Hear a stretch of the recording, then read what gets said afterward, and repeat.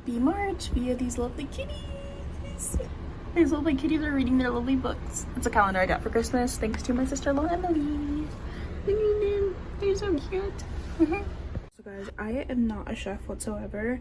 Also, my hair looks like shit because I just washed it.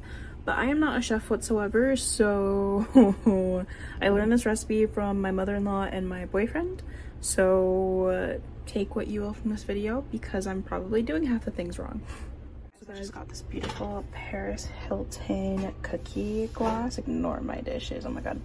And it's so cute, and it was only like $6 or $7, and I don't have one yet, so I'm gonna wash it and make a nice French meal. I do kind of want to show you guys how I make it. So we're gonna use this to coat the pan because I don't have any parchment paper. Hopefully you have like a butter spray or parchment paper is ideal, but we're gonna coat it with that. So can we talk about the fact that this was like $10? Like, I only got one. I was going to get multiple, but this was like $10, bro. Like, what the fuck? You also reflect on the fact that this is such a tiny puff pastry. Like, the ones in London are way bigger than this. And I don't mean that in a mean way, but bro, my hand, it's like 2 hand lengths. Good thing it's a pizza only for me. But I guess I'm only going to use half of this guy. Anyways, lay out your puff pastry. We're gonna kind of make this like a pizza, so you gotta make your pizza crust and everything and then go from there. And also you don't want to use a fork to put holes in it. This is kind of what it looks like now. I made very tiny crusts because I don't really have much space to do much of a pizza with, so I did very tiny crusts. I might bring them in a little bit more. But yeah, this is kind of your base, and we're gonna make the sauce with this lovely thing and the sun-dried tomato base. Also, my cabinets look rusty because this is such an old building. So I've got like half of the cream fresh in here, some of this sun-dried tomato pesto, and then some seasonings like oregano, ground pimento. I did put some hot curry powder in here to see if it would make it spicier, some salt, and some oregano, and we're gonna mix that all together and put it on there. So I put the way that just glides on there. You're gonna kind of spread it everywhere, but I've been taught by the back of the spoon you can kind of feel how much is going everywhere. So just kind of go based off of your own kind of thing. I'm going to even this up a little bit because this is not even.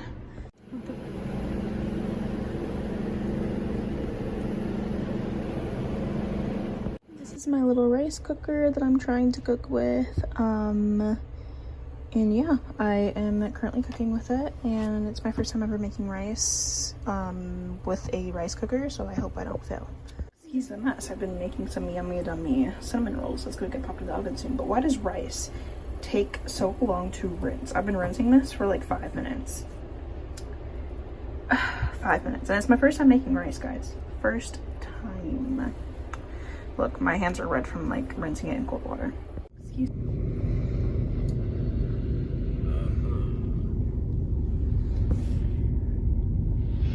The road's gone. Hi guys. Figured I would do a little work vlog. These are the nails. They're press-ons, but they've been coming off like a lot, and it's really annoying me. Like that one. This is the tea I've been drinking. Oh my god, it's so good. As you can see, I have like very little left. But I'm also just a big Bridgerton like a tea fan. But I have like so many in here, like chai. I even have a relaxer because sometimes I just get stressed out here. Look at that lavender chamomile. But yeah, I'm gonna have some of this one. I'll show you guys how I do it. I know it's not pumpkin spice season, but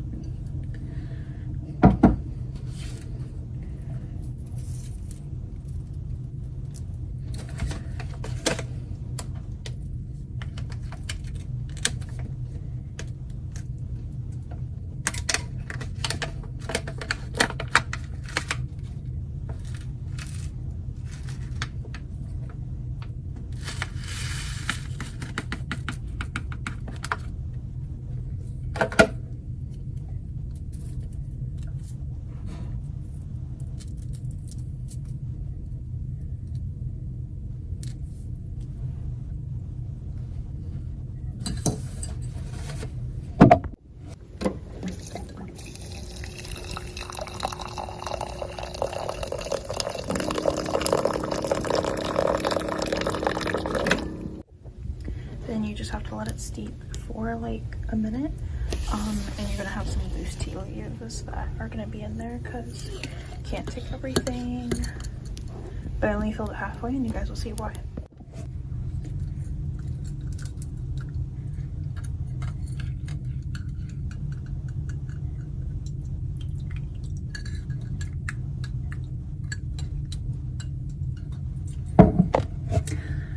You're supposed to use milk, but we don't have milk, so I'm gonna use a bunch of these tiny like coffee creamer thingies.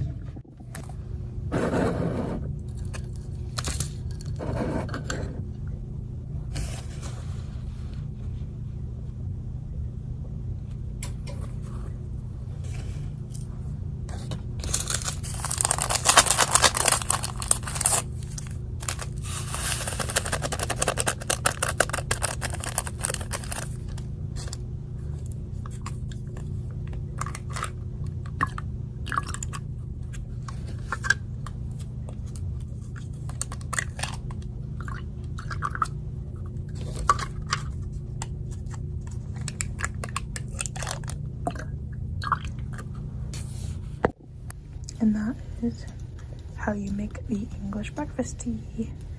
At least, again, without milk, but look at that.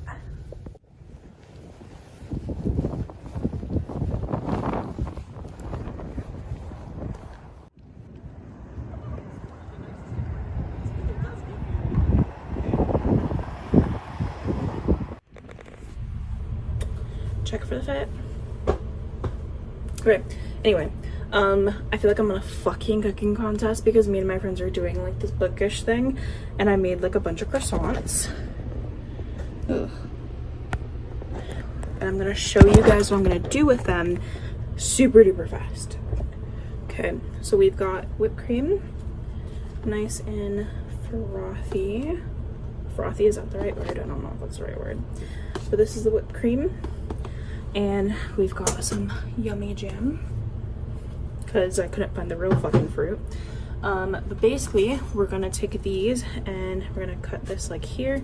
So I'm just gonna go ahead and cut this beautiful flaky. I made it golden brown, guys. I'm actually really shocked.